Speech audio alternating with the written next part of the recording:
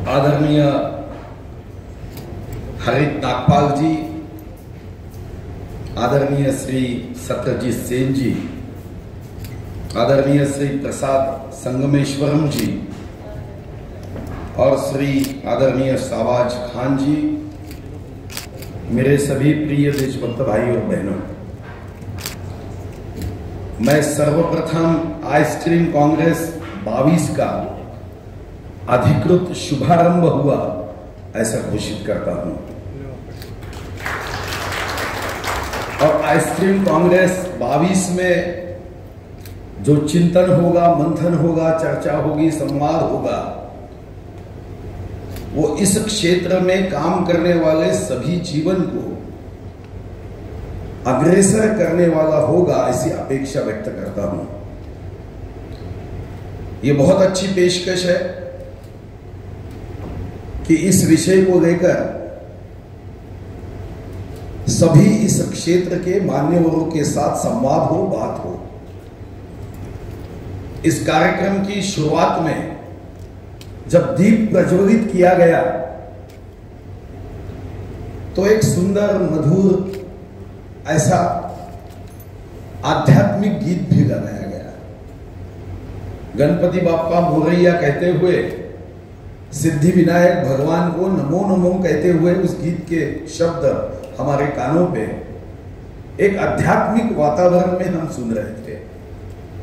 तो मैं सर्वप्रथम भगवान गणेश जी के चरणों में, सिद्धि विनायक के चरणों में प्रार्थना करूंगा कि यहां जो उपस्थित विविध क्षेत्र के मान्यवर है, जिस उद्देश्य से वो यहां उपस्थित है, जिस कार्य सिद्धि के लिए यहां आइसक्रीम कांग्रेस 22 में वो उपस्थित है, भगवान उन्हें ऊर्जा दे, भर भर के उत्साह दे और अपने अपने कार्य में वो इतने आगे बढ़े कि इस वर्ष जितना इनकम टैक्स वो भरते हैं उससे 100 गुना इनकम टैक्स आने वाले वर्षों में वो भर पाए। इसका एक अपने आप में महत्व है। मैं जब यहां देख रहा था कि हमारे संचालन करने वाले भाई बार बार कह रहे थे तालियां बजाओ, तालियां बजाओ, तो हम जिस प्लेटफॉर्म के बारे में चिंतन करने वाले हैं वहां जबरदस्ती से किसी की तालियां तो नहीं ले सकते, ना कह सकते जबरदस्ती तालियां बजाओ। हमारा कंटेंट ही ऐसा होना चाहिए कि जिसके आधार पे हम ये स्ट्रीमिंग के माध्यम से जो भी प्रस्तुत करते हैं, जो भी परोसते हैं, वो हृदय तक पहुंचे। अब दुनिया बदल रही है। 456 करोड़ वर्ष के पृथ्वी के इतिहास में वैसे मनुष्य का इतिहास तो वैसे बहुत कम है। अगर डार्विन की बात समझे तो 17 लाख वर्ष की उत्क्रांति है और 7000 वर्ष पहले मनुष्य ये स्थिर हुआ खेती करने लगा। तो हमारा तो इतिहास 456 करोड़ वर्ष के पृथ्वी के इतिहास में सिर्फ 7000 वर्षों से ही हम ये समझ सकते हैं कि हम स्थिर हुए। मगर एक विशेषता मनुष्य को दी है। बाकी सभी प्राणियों में भय, भूख और मैथुन, ये तीन ही बातों से बाकी प्राणियों को अपना जीवन व्यतीत करना होता है। मगर मनुष्य एक है कि जो भोग योनि से आगे बढ़ के कर्म योनि करता है। अब 21वीं सदी में हम सब लोग ये कहते हैं अमृत महोत्सवी वर्ष में भारत माता की जय, ये 100% वैल्यूम में कहते हैं। मैं तो कई सभाओं में जब जाता हूं भारत माता की जय कहता हूं तो लोग बड़े उत्साह के साथ, एंथुसियाज्म के साथ, ऊर्जा के साथ भारत माता की जय कहते हैं। ये 26 जनवरी 15 अगस्त को तो सभी जगह दिखता है। अब इस साल तो हर घर तिरंगा, हर मन तिरंगा की भी बात हुई। मगर हम सभी पे एक अमृत महोत्सवी वर्ष के निमित्त संकल्प है, ये हमारा सबका होना चाहिए कि भारत माता की जय होने के लिए मैं क्या कर सकता हूं, मेरी एक्शन क्या होगी, मैं क्या कृति कर सकता हूं, जिस क्षेत्र में है उस क्षेत्र में मैं कितना अच्छे से अच्छा काम कर सकता हूं। अब इसलिए योगी अरविंद जी कहते थे कि जो भी काम करो वो ईश्वर की अर्चना समझ कर करो अगर जूता भी पॉलिश करना है तो ऐसा चमकाओ कि अपने चेहरे को हम उसमें देख सके।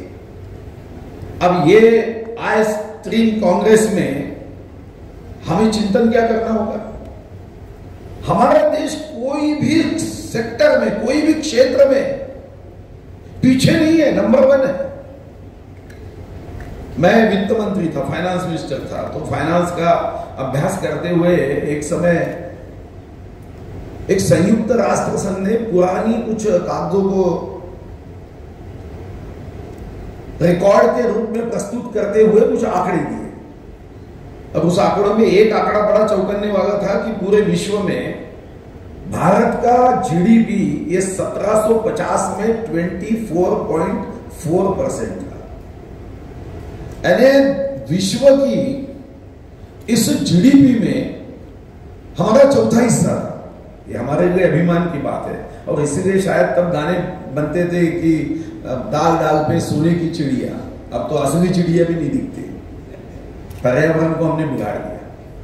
मगर ये एक ऐसा प्लेटफॉर्म है जहां पे हम अपने विरासत को, हमारी संस्कृति को पहुंचा सकते हैं। मुझे याद है कि मैं जब 6 साल पहले चाइना गया तो वहां पे कोई लोग जो भारतीय है वो मुझे कह रहे थे कि 2 फिल्म चाइना में बहुत पसंद की गई थी, एक बाहुबली और दूसरी लगान। फिर एक बार जापान के consulate general Sanjay Gandhi national park में ट्री प्लांटेशन के लिए आए तो उन्होंने कहा कि हमारे देश में भी लगान फिल्म जापानीज लोगों ने बहुत अच्छी लिखी। मैं मन में सोच रहा था कि ये कितना बड़ा सेक्टर है। अभी दुनिया को अगर जीतना है तो तलवार के माध्यम से या हथियारों के माध्यम से जीता नहीं जा सकता। ये सबसे बड़ा आयुध, शस्त्र दुनिया तक हमारे विरासत को, हमारी संस्कृति को, हमारे अध्यात्म को, हमारे विचारों को, जो इस देश के चिंतन की बात है, और सिर्फ इतना ही नहीं, मनोरंजन को भी। आपको पता है कि संयुक्त राष्ट्र संघ पहले हर देश को वो कितना धन संपन्न है इसके आधार पे उसका आकलन और मूल्यांकन करता था। कितना जीडीपी है, कितना पर कैपिटा इनकम है। संयुक्त राष्ट्र संघ भी थक गया कि दुनिया में धन तो मनुष्य ने निर्माण किया है, धन पे किसी देश के विकास के, प्रगति का आकलन करना ये कोई उचित मार्ग नहीं है। और इसलिए उन्होंने अभी नया तरीका ढूंढा है। वो कहते हैं कि हम 193 देश जो संयुक्त राष्ट्र संघ के सदस्य है, हम हैप्पीनेस इंडेक्स के आधार पर उस देश का आकलन करेंगे। अब आपको भी पता है कि विश्व में अभी फिनलैंड ये हैप्पीनेस इंडेक्स में नंबर 1 माना जाता है। हंसते रहो। तो ये आय स्ट्रीम कांग्रेस में हम जब ओटीटी प्लेटफॉर्म का उपयोग करते हैं तो मैं समझता हूं कि सबसे महंगा कॉस्मेटिक कौन सा? पेरिस का, लंदन का? नहीं, दुनिया का सबसे महंगा कॉस्मेटिक कोई होगा तो चेहरे की हंसी। इससे महंगा कॉस्मेटिक्स दुनिया में नहीं हो सकता। अब ये ओटीटी प्लेटफॉर्म से हम दे सकते हैं। 21वीं सदी में ये चिंता की बात थी कि समाज में न्यूक्लियर फैमिली होने लगी, मैं और मेरा परिवार, बाकी सारी दुनिया बेकार, ये भावना बढ़ने लगी। एक ओटीटी प्लेटफॉर्म तो है जो परिवार को एक साथ बैठाता है। नहीं तो आप अड़चने ऐसी है कि गाड़ी में 4 व्यक्ति बैठे तो पिताजी भी व्हाट्सएप देखते रहते हैं, माताजी भी व्हाट्सएप देखते रहती है, बच्चे भी व्हाट्सएप देखते रहते हैं। मैं परसों मेरा एक मित्र के यहाँ गया, वो कह रहा था कि मेरी छोटी बेटी, छोटी है 4 साल की, वो खाना खाते समय 2 घंटा लगाती है। मैं बोला मैं तो 10 मिनट में खाना खाता हूं क्योंकि मुझे कार्यक्रमों में जाना होता है। 2 घंटा? मतलब भैया ऐसा क्यों है?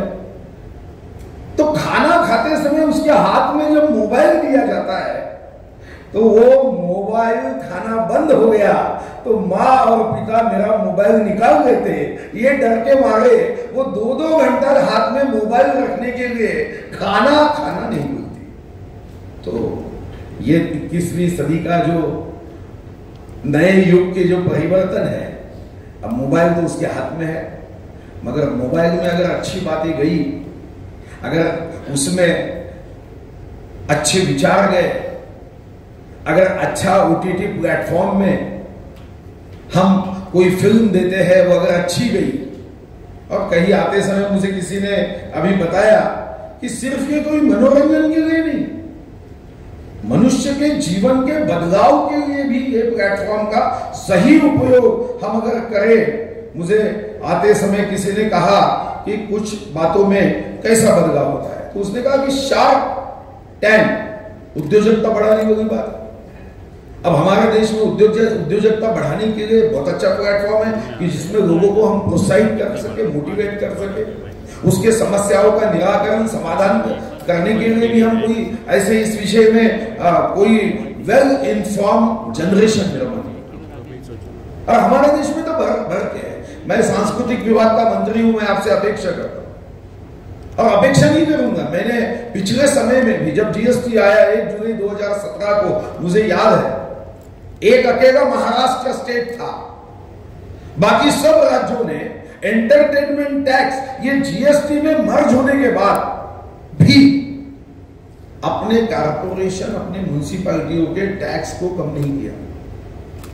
तमिलनाडु चले जाओ, आज हम कह रहे हैं कि आने वाले ओटीटी प्लेटफॉर्म पे 50% ये भारतीय भाषा जो प्रादेशिक है उनका कंट्रीब्यूशन रहने वाला है, ऐसा अगर हम कहते हैं। उन्होंने टैक्स नहीं कम किया, मगर महाराष्ट्र में यही सोच के मैंने टैक्स कम किया और हमने 28% किया, जो मुंबई जैसे शहरों में 45% था। क्या लक्ष्य था? लक्ष्य यही था कि ये प्लेटफॉर्म या थिएटर या फिल्म या कोई प्ले या कोई सीरियल ये बहुत प्रभाव करता है। मुझे आज भी याद है जब 90 में मेरी शादी तय हुई, मैं परसों फिल्म फेयर अवार्ड के इनॉग्रेशन में कह रहा था कि प्रभाव कितना होता है ये मीडिया का। जिस मीडिया के लिए हम यहाँ सोचने के लिए एकत्रित आए हैं, तो मेरी शादी हुई जमी तब तो कोई मोबाइल था नहीं, व्हाट्सएप था नहीं, कोई माध्यम एक ही था। एक तो ट्रंक कॉल से बात करो, नहीं तो एक सुंदर कागज लेके उस पर लेटर लिखो। तो मुझे याद है शादी जमने के बाद मैंने पहले पत्र में पिक्चर के ही गीत लिखे, चांद सी महबूबा हो मेरी ऐसा मैंने सोचा था, हाँ तुम बिल्कुल वैसी हो, नहीं उससे ज्यादा अच्छी हो जैसा मैंने सोचा था। और जब मैं 8 दिन के बाद उनके घर पे गया तो मेरी पत्नी ने भी वही फिल्म का और एक गाना लगा दिया, और पुष्प वृष्टि की बाहर वो फूल बरसाओ मेरा महबूबा है। मैंने सोचा कितना हम पे इसका प्रभाव होता है। जब मैं वित्त मंत्री बना तो किसी पत्रकार ने मुझे पूछा कि तुम्हारे तिजोरी में तो खड़खड़ाहट है, खनखड़ाहट कैसे होगा? तब भी मैंने फिल्म पर डाला 12 होगा त्रिशूल। मैंने बचपन में देखा था, अमिताभ बोलते हैं मेरे जेब में 5 फुटी कौड़ी नहीं, मगर मैं 5 लाख का सौदा करने आया। जब वो कहता है मैं मतलब मेरे पास पैसे नहीं है, मगर विश्वास दूंगा कि ये तिजोरी में जो खड़खड़ाहट है उसको मैं खनखड़ाहट में बदल दूंगा। सही में हुआ। बाद में मैंने रेवेन्यू सरप्लस 11,972 करोड़ दिया। अब हमारी जिम्मेदारी क्या? हमारी जिम्मेदारी यह है कि ये हमारा प्रोफेशन है, मगर इस प्रोफेशन में हम क्या हमारा भारतीय टच दे सकते हैं? जैसे हमने कोई मिठाई बनाई तो वो तो भूख मिटाने का काम करती है, मगर उस पेड़े को, उस मिठाई को भगवान के सामने रख दो तो प्रसाद जब बन जाता है तो उसकी मिठास और बढ़ जाती है। हम भी जो प्रोफेशन के रूप में जो प्रस्तुत करते हैं, क्या हम ये समझेंगे कि हमारी विरासत को हम आगे बढ़ाए? आज अमेरिका में 20 लाख लोग संस्कृत पढ़ रहे, जर्मन में डिप्लोमा इन इंडोलॉजी है। हमारे यहाँ कुछ कमियां नहीं है। वो मनोज कुमार का वो गाना बड़ा पूर्व और पश्चिम का बड़ा मुझे अच्छा लगता था कि हमारे भारत की संस्कृति को प्रस्तुत करने के लिए हम क्या कर सकते हैं। और ये करते समय मैं ये विश्वास देने को आया आप सभी को। अब ये विश्वास एक राजनीतिक कार्यकर्ता, नेता, मंत्री के नाते देने नहीं आया हूं। ये विश्वास मैं उस देश के नागरिक के नाते देने आया हूं जो राजा हरिश्चंद्र का है, वचन देने के बाद पूरा किया जाता है। मैं उस देश का नागरिक के नाते देने आया हूं, रघुकुल रीत सदा चली आई, प्राण जाए पर वचन न जाए। क्योंकि हमारी संस्कृति में भर के ज्ञान है, उसे प्रस्तुत करना होगा। मुझे आज भी याद है जब 99 में मैं पहली बार जीवन में मिनिस्टर बना था, और तब तो मैंने कोई देश भी नहीं देखा था। मैं विश्व में कोई, नेपाल जैसे देश में भी नहीं गया था। मैं जब राजधानी एक्सप्रेस से मुंबई से दिल्ली निकला तो वैसे तो एयर कंडीशन ट्रेन में, हवाई जहाज में हर बड़ा व्यक्ति होने से वो आपस में बात करने से थोड़ा दूर रहता है, वो बात नहीं करता, अपने मन में ही सोचते रहता है, बात नहीं करते। अब हम तो बात करने वाले लोगों में से थे, क्योंकि पहले तो कभी एसी में बैठे नहीं थे। एसी में बैठने के बाद सामने एक बहुत ऐसे चेहरे से दिखता था जिससे चेहरे से अमीरी टपक रही थी जोर से। तो मैंने सोचा ये तो बहुत बड़ा आदमी दिख रहा है, तो मैंने बोला चलो बात का शुभारंभ हो जाए, बात की शुरुआत हो जाए। मैंने पूछा भाई साहब मैं ऐसा ऐसा मिनिस्टर हूँ, नया नया बना हूँ, महाराष्ट्र के आखिरी गाँव चांदा से आता हूँ, और मेरा परिचय होने के बाद मैंने उनसे परिचय किया कि आपका क्या परिचय, तो उन्होंने कहा कि मैं कानपुर का एक इंडस्ट्रियलिस्ट हूं। मैंने पूछा क्या व्यवसाय है, तो बोले मैं पेपर एंड पल्प मिल है मेरी, मैं पेपर बनाता हूं और विश्व के 125 देशों में एक्सपोर्ट करता हूं। तो मुझे भी आश्चर्य हुआ, 125 देश, और तब तक तो मैंने मालदीव भी नहीं देखा था, नेपाल भी नहीं देखा था, तो क्यूरियोसिटी थी, उत्सुकता थी। तो मैंने दूसरा प्रश्न पूछा, 125 देशों में से आप कितने देशों में जाके आए? तो बोले 124 देशों में व्यवसाय के कारण जाके आए। तो फिर तीसरा प्रश्न पूछा कि भाई साहब 124 देश आप घूम के आए व्यवसाय के लिए, तो 124 देशों में से सबसे अच्छा, सबसे सुंदर देश कौन सा है? 10-15 सेकंड उसने आंखें बंद कर ली। अब 10-15 सेकंड के बाद आंखें खोलकर मुझे बताता है कि शायद मेरा हजारों जन्मों का पुण्य होगा, मेरा जन्म हिंदुस्तान में हुआ, इससे सुंदर देश कहीं विश्व में हो नहीं सकता। क्यों भाई? इससे सुंदर देश विश्व में क्यों नहीं हो सकता? तो इसका छोटा कारण है, हमारे यह शूरता है, वीरता है, त्याग है, जियो और जीने दो की भावना है। हर बात में यूके के इंडस्ट्री मिनिस्टर एक बार मेरे मीटिंग के लिए आए, वो कहने लगे कि क्लस्टर ये 1910 में यूके ने निर्माण किया। भाई गलत है, यही गलत इतिहास तुम पढ़ाते हो और हम भी आपसे आपका ही सुनते हैं। बोला क्लस्टर तो हमारे देश में कब से, ढाका की मलमल आपके पहले से, भाई 1910 के पहले से ये क्लस्टर था। अलीगढ़ का तारा, आगरे की मिठाई, शिवाकाशी के फटाके ये आपकी वजह से नहीं है, ये क्लस्टर तो कई वर्षों से है। जब रेडियो लहरियों की बात आई तो डॉक्टर जगदीश चंद्र बोस, जिनके पिताजी आईसीएस थे, और बंगाल में तो वैसे भी मछली के टैंक घर घर में होते हैं, वहां बैठ के एक मछली की भाषा दूसरी मछली के साथ, उनके दिमाग में यार कुछ तो भी है। लंदन में जाके उन्होंने पेपर प्रस्तुत किया, पेटेंट नहीं लिया। क्या हुआ? बाद में रेडियो के बारे में जो भी नाम लिया जाता है वो भारत को निकल दिया जाता है। तो हमारी संस्कृति, हमारा विज्ञान, हमारे यहाँ पहले हमारे शिक्षक ये नहीं कहते थे कि जनवरी कितने दिन, हमको बताते थे जनवरी, फरवरी, मार्च, अप्रैल। कितना सीधा साइंस था कि आपको याद रखने की आवश्यकता नहीं थी मई महीना कितने दिन का है। वो कहते थे ये जनवरी, फरवरी, मार्च, अप्रैल, बस जहां पे ऊंचा है 31, जहां नीचा है 30। ऐसी कई बातें जिसपे मैं जाना नहीं चाहूंगा, मगर क्या हम इस विषय को, महाराष्ट्र की विरासत को हम आगे ले जा सकते हैं क्या? हमारी संस्कृति को आगे बढ़ा सकते हैं क्या? हमारे ज्ञान को ये आगे बढ़ा सकते हैं क्या?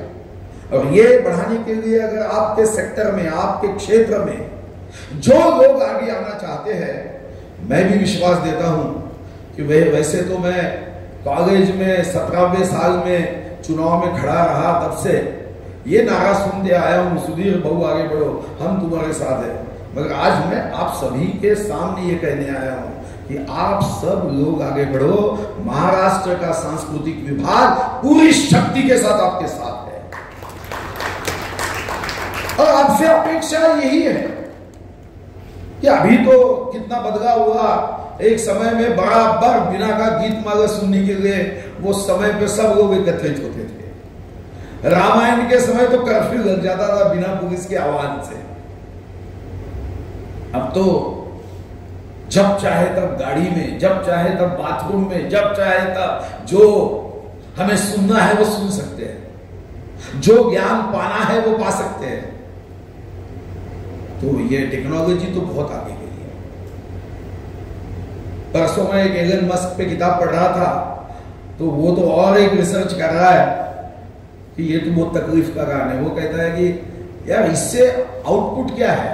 आउटपुट एक तो ज्ञान है, एक तो मन का समाधान है, तो इतना समय क्यों गवाते भाई? वो कह रहा है कि मैं ऐसी एक चिप बना रहा हूं कि आपको डॉक्टर बनना है तो 4.5 वर्ष क्यों कष्ट करते हो? चिप लगा दो डॉक्टर हो गए, चिप लगा दो इंजीनियर हो गए, चिप लगा दो प्रोड्यूसर हो गए। उसके लिए कोई सुभाष घई जी के वहां जाके सीखने की आवश्यकता नहीं है, या पूना के फिल्म इंस्टीट्यूट में सीखने की आवश्यकता नहीं। उस पर रिसर्च हो रही है। अगर ये रिसर्च होगी तो हम सभी को इस बारे में एक सावधान भी होना पड़ेगा। पहले ऐसा कहा जाता था कि संस्कृति 12 कोस पे बदलती है, फिर मैंने कहा कि वो जमाना चले गया, अब टेक्नोलॉजी 12 दिन में बदलती है। और ओटीटी प्लेटफॉर्म में तो 1.2 सेकंड में दुनिया बदल रही है। तो ऐसे स्ट्रीमिंग सेक्टर में इस बदलाव के लिए तो तैयार होना पड़ेगा। और कोविड में तो इसका महत्व सबने समझ लिया। लॉकडाउन था, क्या करना समझ नहीं रहा था, और ऐसे समय ये जो टेक्नोलॉजी है, इस टेक्नोलॉजी के उपयोग की वजह से बहुत घरों में हम साथ साथ ही ये भावना हो गई, खुशी से माँ बाप बेटा सब साथ में आए। मगर इसमें एक धोखा भी है। धोखा क्या है? देखो, चक्कू किसी के हाथ में है, अगर सही ज्ञान से उस चक्कू का उपयोग होता है तो किसी की जान बचाने के लिए, उसके ऑपरेशन करने के लिए काम आएगा। अगर वही चाकू अगर गलत आदमी के हाथ में है तो वो जान बचाने के लिए नहीं, जान लेने के लिए काम आएगा। और इसका आप और हम भी ये जिम्मेदारी है कि इस प्लेटफॉर्म का उपयोग ये सिर्फ धन कमाने के लिए नहीं, एक लक्ष्य नहीं, धन के साथ मन के समाधान के लिए भी इस विषय का हमें जो ज्ञान है, हम जिस प्रोफेशन में है, उसका उपयोग करने के लिए हम सभी को काम करना होगा। एक घटना जीवन बदल देती है, एक धारावाहिक जीवन बदलती है। ऐसे कोई जीवन बदलते हुए देखा है? आपने भी भोपाल की वो स्टोरी कभी देखी होगी कि 10 साल जो पति पत्नी झगड़ के डाइवोर्स के लिए कोर्ट में खड़े थे, बीच में इंटरवल हुआ, और इंटरवल में सिर्फ पति ने अपने मोबाइल पे एक गीत शुरू किया, दोनों एक हो गए और जाके न्यायाधीश महोदय को कह रहे थे कि इतने वर्षों से जो केस हमारे डाइवोर्स की चल रही है वो हम पीछे ले रहे हैं। एक गीत जीवन को बदल देता है, एक शब्द रचना जीवन को बदल देती है, इस प्लेटफॉर्म पे प्रस्तुत किया हुआ, भरोसा हुआ जीवन को बदल देती है। तो वो शक्ति आपके में है। आप इस दृष्टिकोण से इस प्लेटफॉर्म का उपयोग करिए। बहुत बड़ा मार्केट है। अभी जब मैं टाटा प्ले के श्री हरित नागपाल जी से बात कर रहा था तो कह रहे थे कि 13 करोड़ घर में तो टीवी नहीं है। कितना बड़ा मार्केट है। तो मुझे तुरंत एक कहानी याद आ गई कि जब बाटा कंपनी को भारत में आना था तो उसने एक अपने सेल्स ऑफिसर को भेजा, उसने समुद्र में उतरे बराबर देखा कि यहाँ पे कोई चप्पल नहीं पहनता, वो वापस जाके रिपोर्ट किया कि यहाँ पे मार्केट अच्छा नहीं है। 6 महीने के बाद दूसरा आया, उसने वही चित्र देखा मगर रिपोर्ट भेजा, अरे यहाँ तो बहुत बड़ा मार्केट है क्योंकि यहाँ चप्पल पहनने वालों की संख्या कम है। तो 13 करोड़ ये अगर टीवी नहीं है तो हमारे पास मार्केट बड़ा है। मगर आखिरी बात कहते हुए मैं मेरे शुभकामनाओं के इस मनोगत को स्थगित करूंगा, क्योंकि ये बात भी सही है। जब मैं डीबीएम पढ़ रहा था तो डीबीएम में एक बात आई कि सबसे बड़ी एडवर्टाइजमेंट क्या, टीवी की क्या, बोर्ड की, बस की, रेलवे की, आकाशवाणी की। तो तब मुझे पढ़ाया गया कि सबसे बड़ी दुनिया की एडवर्टाइजमेंट ये एक व्यक्ति ने दूसरे व्यक्ति को उसकी तारीफ कहते हुए उसके गुणों की चर्चा करना, ये दुनिया की सबसे बड़ी एडवर्टाइजमेंट है। अब इसलिए तालियां बजाने के बाद अगर ताली बजती है तो उसका उपयोग नहीं है। ताली बजनी चाहिए जब हम कुछ दिखाते हैं, परोसते हैं, प्रस्तुत करते हैं उसके कंटेंट के आधार पर। यही तो होता है। जब हम महाराष्ट्र में छत्रपति शिवाजी महाराज का नाम लेते हैं तो मैंने देखा क्या जयघोष होता है। अभी सांस्कृतिक मंत्रालय ने हमने एक नई पेशकश की कि 1827 के हेलो शब्द का उपयोग अब आप रोक दो, अभी वंदे मातरम से शुरुआत करो। तो कुछ जगह पे ये प्रयोगों ने, ये बात लोगों ने मुझे बताना शुरू किया कि जब हम सामने वाले व्यक्ति के साथ संवाद की शुरुआत वंदे मातरम से कहते हैं तो घोषी आ जाती है। तो मैं समझता हूं कि आप इस जो आई स्ट्रीम कांग्रेस में आज शाम को 7:30 बजे तक कई विषयों पे चिंतन करेंगे। ये चिंतन का लक्ष्य जो है वो व्यवसाय की प्रगति के साथ, लक्ष्य प्राप्ति के साथ, धन प्राप्ति के साथ, इसका लक्ष्य ये मन के समाधान और भारत के गौरव बढ़ाने के लिए जो जो प्रस्तुत कर सकते हैं, और विशेष रूप से महाराष्ट्र, जिसका महाराष्ट्र का देश के अर्थव्यवस्था में 15% कंट्रीब्यूशन है, ये आपका हमारा मेहनत का कारण ये सब हमको मिला है। तो मैं यही चाहूंगा कि हम सब मिलकर इस विषय का चिंतन मंथन करते हुए देश को आगे बढ़ाने के लिए, राज्य की संस्कृति को, विरासत को आगे बढ़ाने के लिए, और विश्व को जीतना, यानी भौगोलिक देश के क्षेत्र को जीतना नहीं है, मन को जीतना है। आज भी देश में, विश्व में कोरिया जैसे छोटे देश ने अपने देश के अध्यात्म को, अपने देश के हिस्ट्री को विश्व के लोगों तक पहुंचा दिया। अब हमारी जिम्मेदारी है कि हम भारत की विरासत को, महाराष्ट्र की संस्कृति को हम विश्व के मन मन तक पहुंचे। यही अमृत महोत्सवी वर्ष का हमारा संकल्प हो। और सरकार के माध्यम से मैं आपको विश्वास देता हूं, कहीं भी कुछ कमी हो आप हमारी याद करो, मगर याद ऐसी करो कि उधर रुचि लगनी चाहिए। तो हम आपके साथ में पूरी शक्ति के साथ, ताकत के साथ, महाराष्ट्र आपके साथ खड़ा होगा, जिसके लिए अब हम नई पॉलिसी भी बना रहे, जिसमें अब विस्तृत रूप से नहीं जाऊंगा क्योंकि मुझे 25 मिनट दिए थे, बहुत ज्यादा दिया वैसे समय। मैं तो 5 मिनट में भाषण करना था, पर टाइम टेबल ना बिगड़े इसलिए मैंने 25 मिनट भाषण किया। आपको बहुत बहुत शुभकामनाएं। भगवान गणेश जी भर भर के आपको आशीर्वाद दे, सुख दे, समाधान दे, आपकी हर इच्छा पूरी करने की शक्ति दे। धन्यवाद। जय महाराज।